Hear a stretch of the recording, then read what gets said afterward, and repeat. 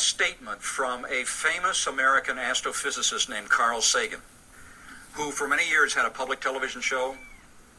Carl Sagan was during his lifetime the quintessential naturalist. He was using public television to attack the Christian faith.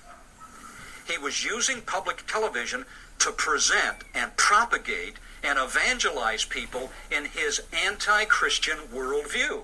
And every worldview ends up sooner or later being religious in nature.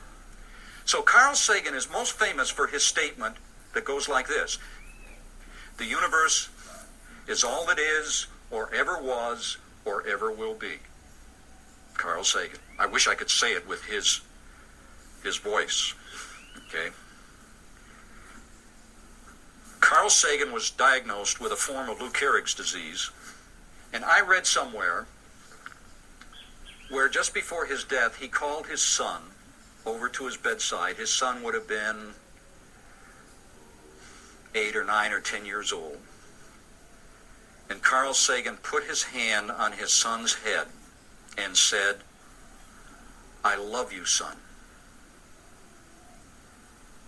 And listen, I do get kind of emotional, and I did when I read it, because I can imagine a father saying goodbye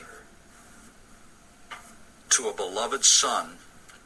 But here's the problem, friends. When your worldview is that of naturalism, and we're going to talk more about that as we proceed here, a naturalist really has no right to say that. Because the kind of love that Carl Sagan was professing for his son is a kind of love that does not and cannot exist in the context of Carl Sagan's worldview.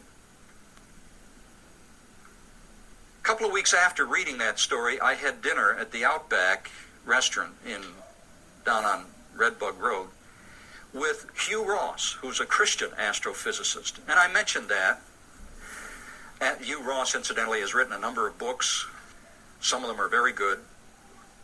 And I mentioned that to Hugh Ross, and he said, "Well, you don't know the whole story about Carl Sagan's death." I said, "No, why don't you tell me?" He said, "Well, you see, Carl Sagan, as I am, was an astrophysicist. There are only about 20 astrophysicists in America, or some number like that."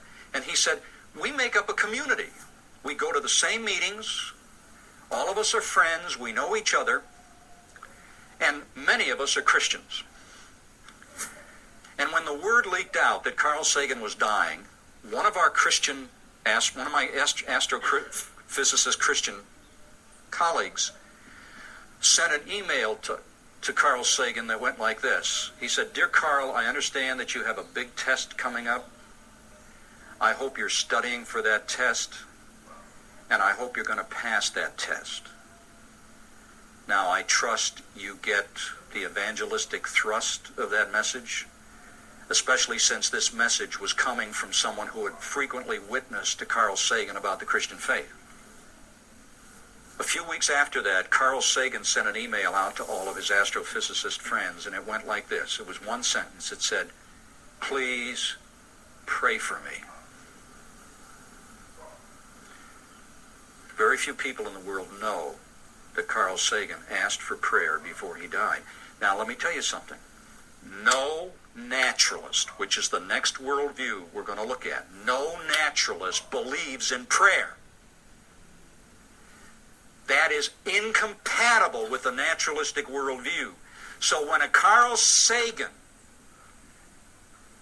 asks people to pray for him, what he's indicating is he has recognized the deficiencies of his naturalistic worldview. I'm assuming he understood what was going on. So I don't know. I'll tell you what these 3 internal questions are, or tests are. One of them is love. Love. What is the only kind of love that can exist in a naturalist universe? Answer, erotic love. Eros, the Greek word eros. Sex.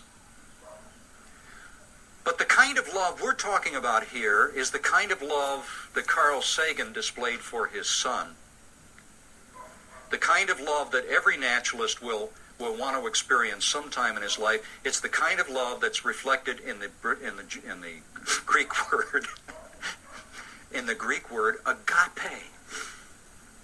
Self-sacrificing love. The kind of love that a father has for a son in which he's willing to die for the son. That's the kind of love Carl Sagan had for his son. Carl Sagan would have been willing to die for his son. But you can't find that kind of love in a naturalistic universe. And I'll give you more reasons why the next time we meet.